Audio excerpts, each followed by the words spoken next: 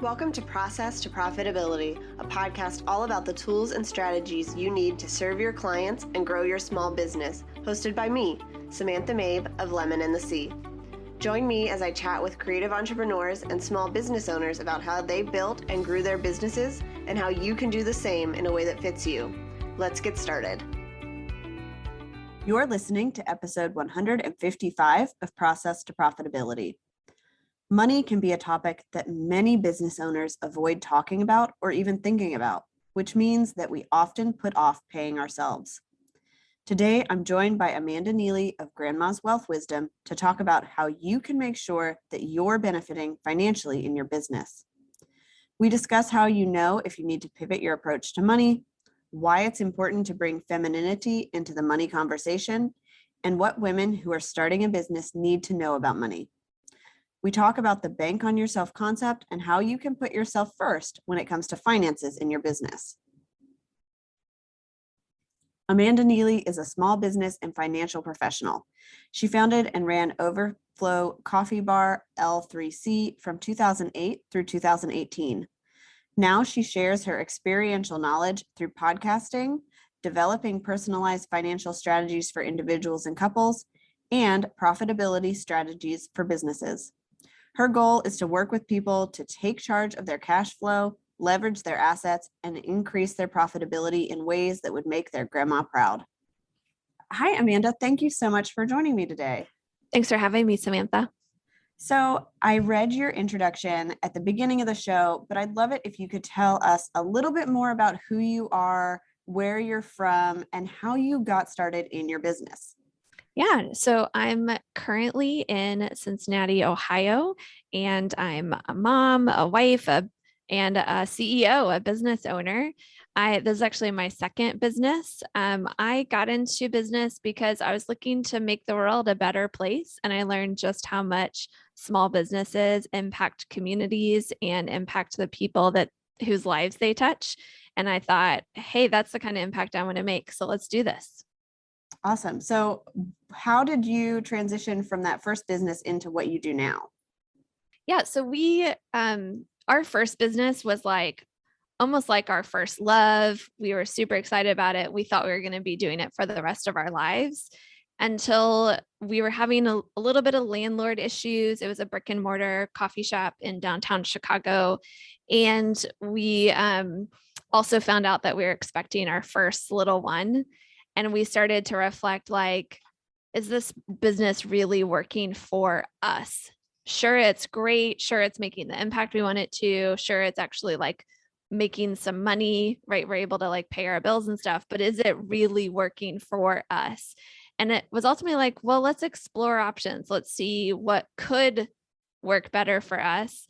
And we ended up selling that business and thinking, well, what would be life-giving to us and still be a good business, still help other people, still make money.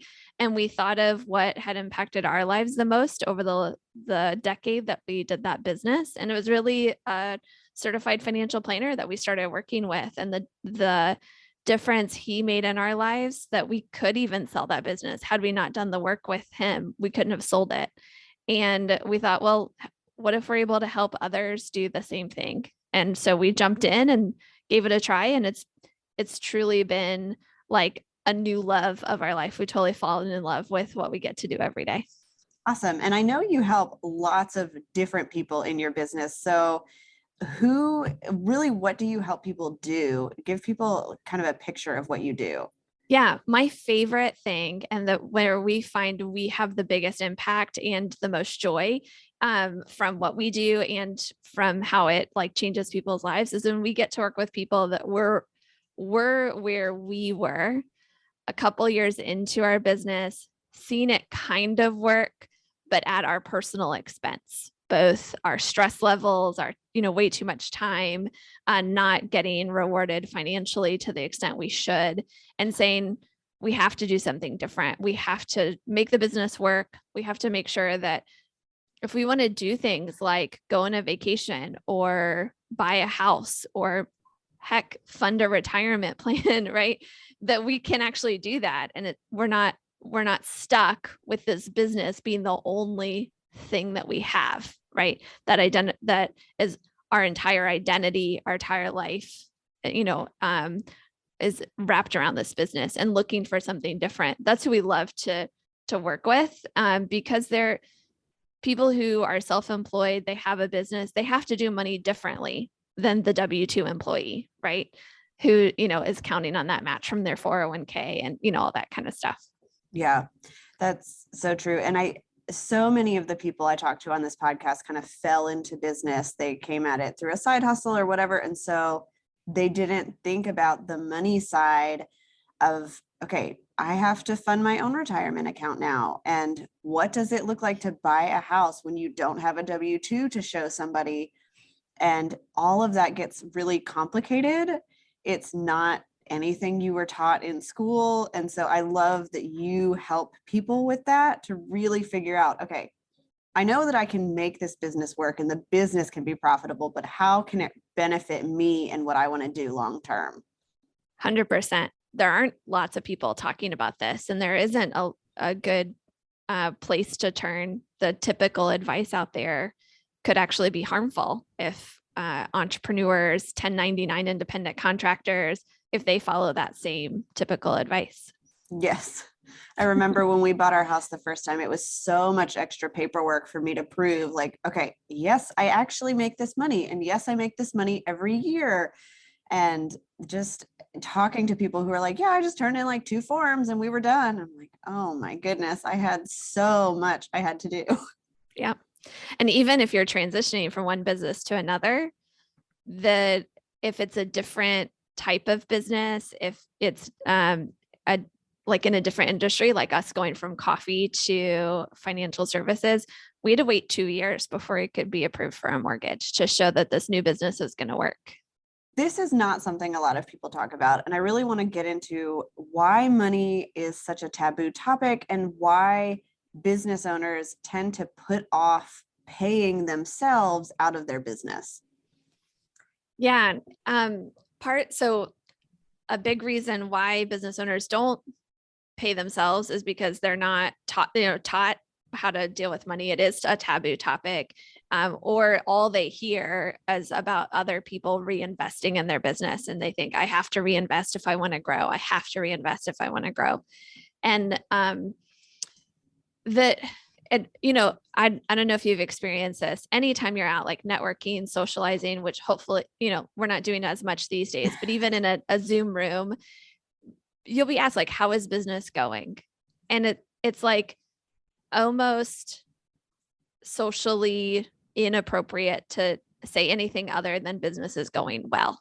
Mm-hmm. Right? To be honest, actually, it's kind of difficult right now, or I'm having this issue, or revenue's down. You can't say those things. You always have to say business is going well, because, there's kind of that imposter syndrome that starts to leak in if you pretend it's not going well, or like if you make any kind of indication that things aren't going well, because then people might think, well, I'm not going to buy from them. I'm not going to work with them if their business isn't going well. What if it goes under? Right. And we tend to think that ourselves. But the problem is that, 80% of businesses are living paycheck to paycheck, or like sale to sale, right? Just like the average American who gets a W-2 is living paycheck to paycheck. And in fact, too many businesses are actually going further into debt, just like so many Americans are. And that was before the pandemic, and so like it's even worse for some now, right? Others are, doing well, but even if the ones that are doing well, they're still caught in that cash flow crisis a lot of the time, right? Getting paid late, having to pay, for something early, those kind of things. So we just defer and hope that actually, if I just increase my revenue, if I just make that big sale to that big client, that'll fix everything. And we hope that that's going to be the thing to solve our situation.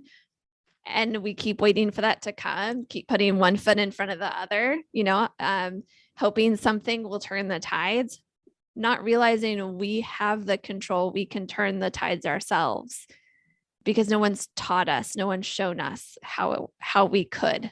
We don't have that model to look at. Yeah. That was a really long-winded answer.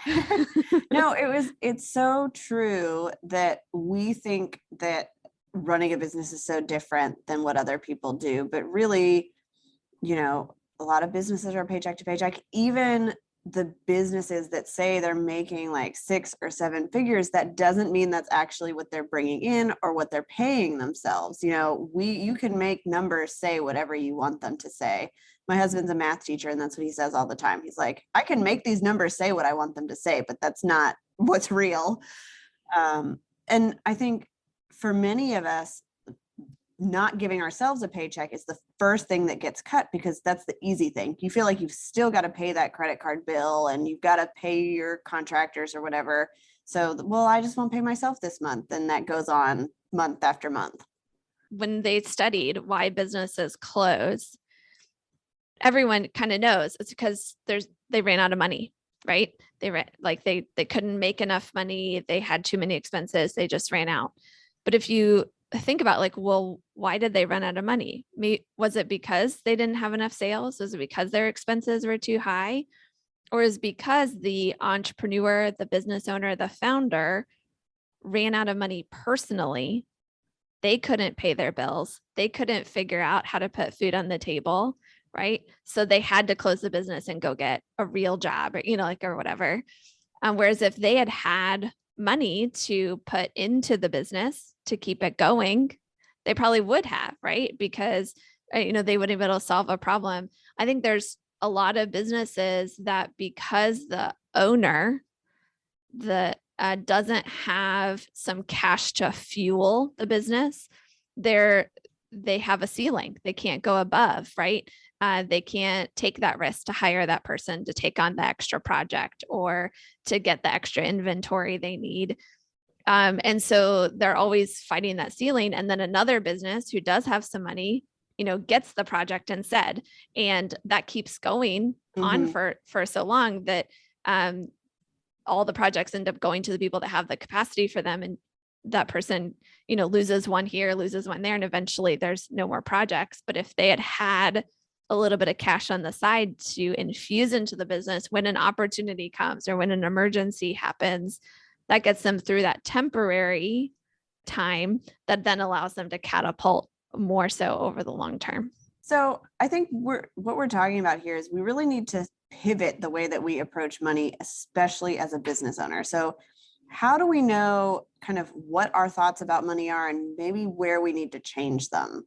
My pivotal moment in this actually came from listening to a podcast.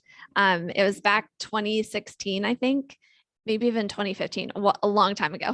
And I was listening to a podcast and I heard this guy named Mike Michalowicz, who wrote this book named Profit First. He came onto the show and I listened to it. I heard him explain, rather than paying yourself last in the business, start paying yourself first. And I was like, oh, that's an easy switch. Let me just try this, see how it goes.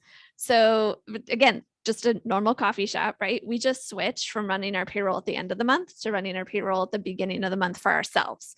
And we said, no matter what happens in the business, we're going to pay ourselves a basic income that covers our rent, our, personal rent, but, covers our groceries, nothing extravagant, just enough that we know our bills are paid at the beginning of the month, every month. And that switch just changed everything for us. It started to us to realize, actually, this business has to work for us. It can't just cover our basic needs. It has to help give us something extra to be able to do, the things we want to do in life, not just eat ramen, but and making even that simple shift from the timing of our payroll was a big deal. Now, for other people, it's going to look a little different. It could look like taking 1% and starting to pay yourself even just 1% of every dollar that comes in. You get, to keep $1 or like 10 cents on the dollar of every, part that comes in, or every $100 you get to keep $1. And then gradually over time, moving that to 2% and 3%.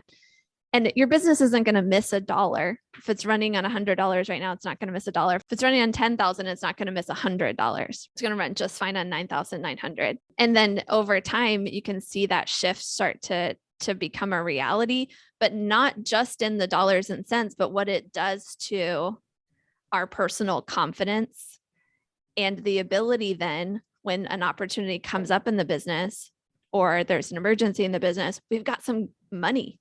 We can infuse it into the business, or we can skip a paycheck, which I don't recommend. I recommend paying yourself and then putting it back into the business. So you're not breaking that habit, right? But you've got more options on the table because you've built that habit. You've built that side fund. You've been meeting your needs, and you've got the confidence, you know, you can make it happen.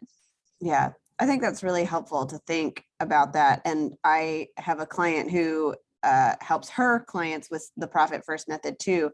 And I think thinking about things in that way of, you know, if you want to run a successful business, you have to be able to pay your bills, especially if this is going to be your full-time thing. And so many people we hear, you know, well, I brought my husband into my business. Like this is all we have. And you can't then depend on what's left over at the end of the month or the end of the year. Yep. And you can also depend on the business to be able to fuel itself all the time. When maybe it's running on empty for a little while, you need to have some fuel on the side that's not in the business that you can put in if you choose to. Or if there is an opportunity and the business doesn't have enough fuel to get it going, do you want to have to say no to that opportunity? Or do you want to have a little bit of cash that you can put in if you want to? And it's an opportunity you can't pass up. Yeah, I think that's a helpful thing to think about, especially coming out of 2020, and so many businesses like lost all of their clients, especially in certain industries. Like all of that was gone. And so it was a choice of, well, what do I do here? Do I stop the business? Do I? And if we have some backup funds personally that then we can use, we can keep things running until we figure out, okay, what's next? What do I have to do? Yep. It gives you more options. And who doesn't like options? Yeah. So let's talk about bringing femininity into the conversation about money and why that's so important. Most of my listeners are female business owners. So why is this an important piece of the whole money conversation?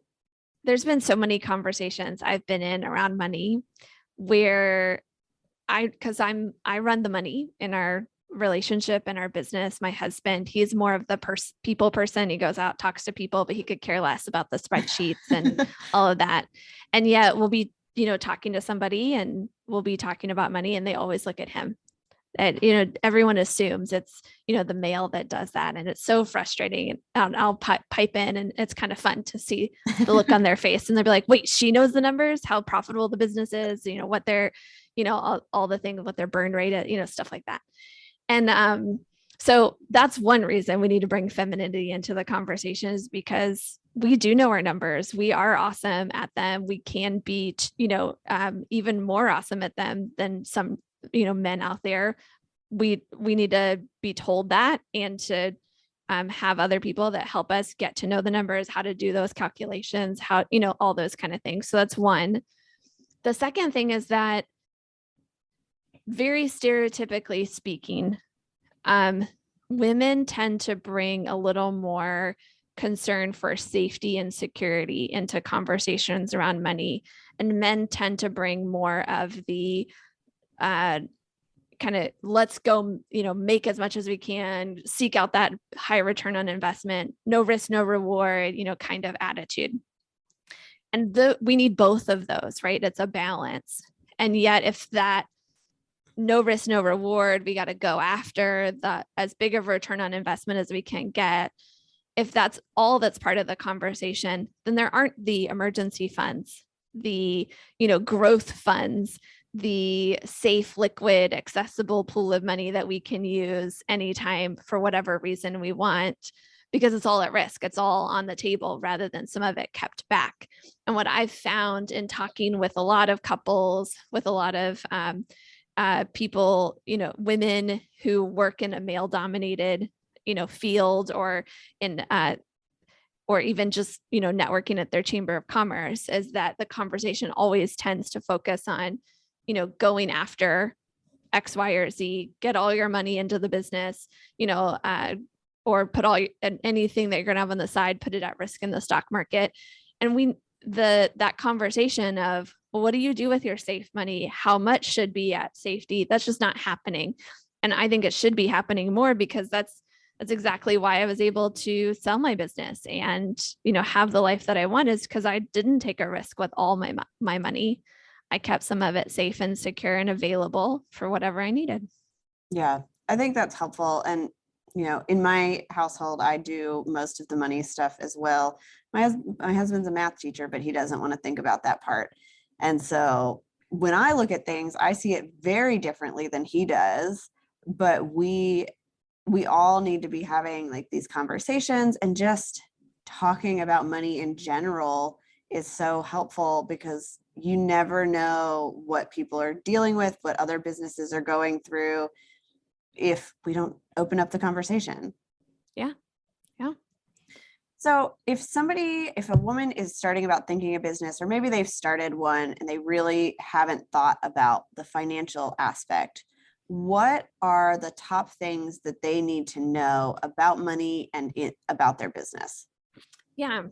The biggest thing is this idea that we were talking about earlier, where if you're always reinvesting and saying you'll pay yourself when your business gets to a certain level, that's reinforcing a habit that is really hard to break.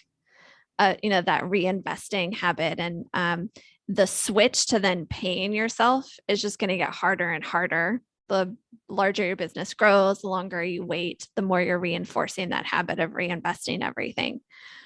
But even just to switch and start that habit of a 1%, even paying yourself that much, starts a positive thing, right? It's easy to then make it 2%, 3%, keep growing.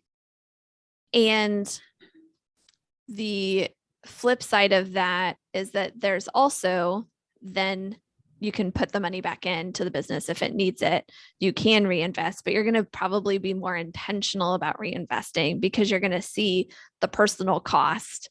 You're going to actually see the money move from your personal bank account to the business bank account. And there's some thinking and some intentionality that often comes there that doesn't happen if it's just sitting in a bank account on the business side, and you're going to just spend it through your credit card or through, paying an invoice or whatever. So that's one thing. The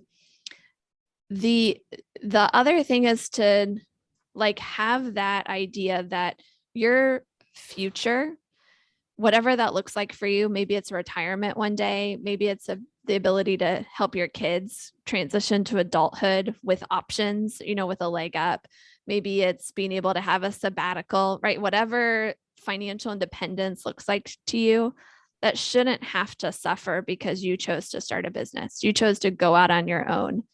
And if you keep that main thing in mind, what your definition of financial independence, what's going to make you realize that in your life, that's going to give you a lot of clarity then to align your money with that thing, rather than following, well, I just need my business to make more money. I just need to grow my top line revenue. You have to really what's important about the top line revenue to you? Is it that sabbatical you want to take? Is it that, traveling that you want to be able to do every year, right? Okay, now how do we align our business to make that a reality rather than just thinking in terms of money? I think those are helpful. And it's a good thing to remember is, okay, what do I really want? And I think this is true just in business in general. Like, what is it that I'm trying to accomplish in my life as a whole? And how does money and my business and everything else move me towards that? Yep. And if it doesn't move you toward it, you don't need it. So you use something called the bank on yourself concept. Can you explain what that is and what that looks like for entrepreneurs? Yeah, I'll have to give a really short version, because I could talk about this for days. It was something that I was introduced to back in 2013, and it's totally revolutionized my life. In fact, the book that one of the books that talks about this concept is called The Bank on Yourself Revolution, right? It's very revolutionizing. And it was really thinking through, where do I want my money to live? Right? Do I want it to, there's there's like 450 different financial products out there, but they can all kind of they can all be like categorized in very few buckets. They could be in savings, like liquid, accessible cash, not necessarily a savings account, but some kind of, liquid, accessible type savings. They could be invested, put at risk within my business or within the stock market. They could go to the Internal Revenue Service in the form of taxes, right? Like they could pay off debt, or they could, leverage debt to go create a new form of income. There could be something related to debt there, or I could just spend them. They could go to my, lifestyle, travel, clothes, shoes, cell phones, all the things. They could even fund just the operating expenses of my business, right? That's kind of the lifestyle of my business. And so when I was looking at, well, I'm already investing so much in my business. I want to pay my fair share of taxes, but I don't want to pay too much. I'd actually love to get out of debt, not have all this money going to, where I'm really working for the bank or the credit card company or whatever. And I feel pretty good about my lifestyle. I don't need to necessarily have the most expensive car or the biggest house or whatever. I'm kind of a minimalist. But the savings side, I don't necessarily want to just put it in a bank account savings and get little interest. Even if I choose a money market account, it's not going to get me much more. Go look for a high yield savings account. Sure, the first year I might get a little bit more. There's got to be something that is better longer term. And that's really where I found Bank on Yourself. And it has some tax advantages. It has some really great growth that I'm getting that's better than if I had just stuck in a savings account. There's some extra benefits too. But the big kicker is that I get to access my money still how and when I want to, without having to worry about, is it the right time to sell a stock? Or am I going to lose the growth that I could be getting because I'm using this money in some other way? It really gives me control and options with my money that still put it in the savings bucket because it's still liquid and accessible, and it's not being put at the same kind of risk as it would in the stock market or even within my business. All right, awesome. And then you guys have the STILL method. So can you tell us what that is and how it helps business owners? And I know you've got a freebie that goes into this that people might want to check out to learn more. Yeah. So as we've been working with business owners, we found that people, including ourselves, just overcomplicate things way too often, and somewhat intentionally. Like the tax code is super complicated, right? Like even to figure out like what kind of business entity we should have to, be favored taxes. But then also, how do we grow our businesses? There's so many options out there that we could pursue, and it just gets so confusing. So we brought this STILL method. It's really something we've been using and kind of tweaking and developing over the last decade. And we figured out a way to actually like make it something that's easily teachable and shareable with people so they can start doing it right away. So STILL actually is an acronym. The S stands for set your sights. Remember your goals, remember your why. What is that thing you really want? Not just to grow your, top line revenue or to pay yourself more, but what's the real like goals? And often business owners love the S, right? We could spend all day thinking about like, why are we doing this? And what do we really want to do and all that kind of thing. But we include that because to remember that before you start looking at your numbers is super helpful. So it's the S, set your sights. And then the T is track your in and out, see what's come in, what's gone out of my business. And, you might be doing this on a monthly basis or even at first on a weekly basis, kind of just noticing what's come in, what's gone out, how I feel about it, what needs to change. It's not budgeting, right? You're just noticing. And then inspect your progress. So how is my in and out helping me actually reach my sights, right? How is the T doing with the S? How am I progressing? And again, just noticing, seeing what sticks out when you actually like sit down and review your numbers. And then here's where you actually start to make changes. So the first L is to look for the 1% adjustment. I've talked a lot about 1%, right? Even paying yourself 1%, but it could be a 1% reduction in expenses, a 1%, shift in your cost of goods sold, a 1% improvement to the wording on your website, right? Like those little, what's the 1% adjustment that's going to help me make more progress toward my sites, where I'm going. And so you like, we have a whole list of questions of things you can ask to try to find that 1% and really hone in on it. And then the final L is to live deliberately. Actually, like put that 1% change on your calendar, make that phone call, do whatever it might be, and then see what happens. And then you come back and you repeat it again, right? In a week or in a month, you do that same thing. And what's fun about it is that it helps make it easy, right? You're just noticing, you're seeing what can change. You're not having to pull fancy spreadsheets. You could even just do this with a bank statement, right? You don't need to like have your QuickBooks updated or Zero or whatever. So it makes it accessible, but it also looking for that small change. Most people would say if you do this for a year, you're going to see a 12% change in your toward your goals, whatever your goal is. If it is something like increasing top line revenue, you'd see a 12% change. But the fun thing is that these changes compound on each other.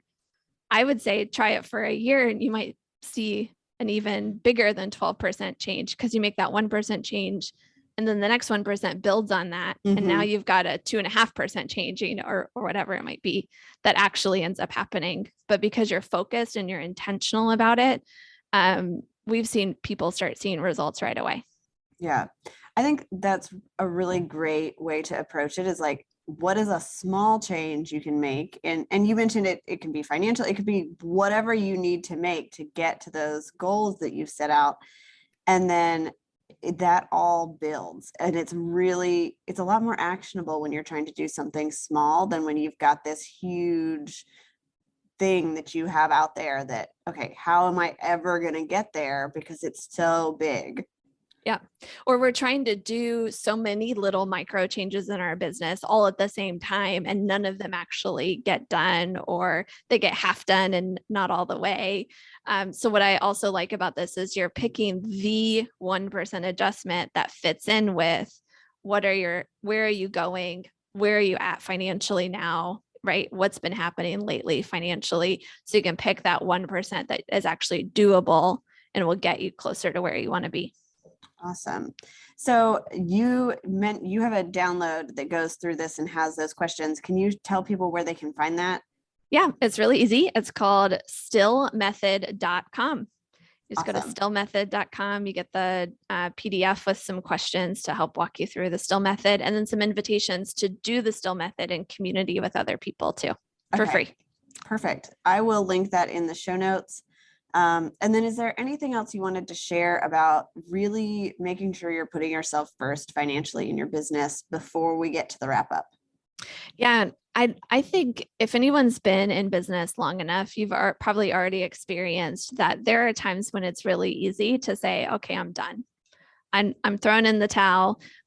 This is way too hard. I give up, because business, there's that cliche. If everyone could do it, they would, right? It's hard. But that idea of knowing that you know why you're doing something, what it really is meant to accomplish for you, and I don't know about anybody else, but that has definitely saved me from throwing in the towel time and time again, is remembering that why. And for me, it really is about how I impact other people and make the world a better place for all of us.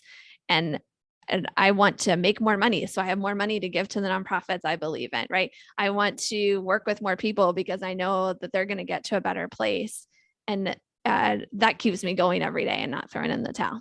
Yeah, I think that's a really helpful thing to remember. I know, every time I'm like, oh man, I've got to, this is hard and I don't want to do this. And then I think, I've got a 2.5-year-old at home. If I go back to a regular job, I don't get my Wednesdays off to hang out and find new places to go. Yeah. So it really is so important to have something bigger than just, I want to make a lot of money. 100%. And that, if anything, that's bringing our femininity into right? Yep. Into our businesses and into our finances. I love it.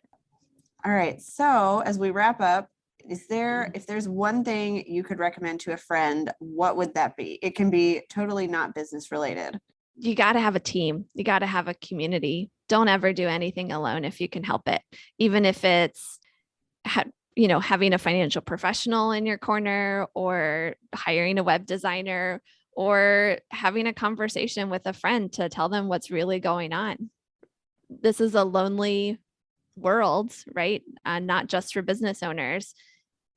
Us reaching out to include other people, they're probably lonely too. So if anything, don't ever hesitate to reach out and include people in what you're doing. Awesome. I love that advice. All right. So where can people find you online and connect with you if they want to learn more or if they have questions? Yeah, the best thing is to check out stillmethod.com and get that download and all of that. But also wherever you're listening to this podcast, you can find our show. Just look for Wealth Wisdom with the Neelys, and you'll find my husband, Brandon, and I, and our podcast as well. All right. Awesome. I will link to all of that in the show notes so people can check it out.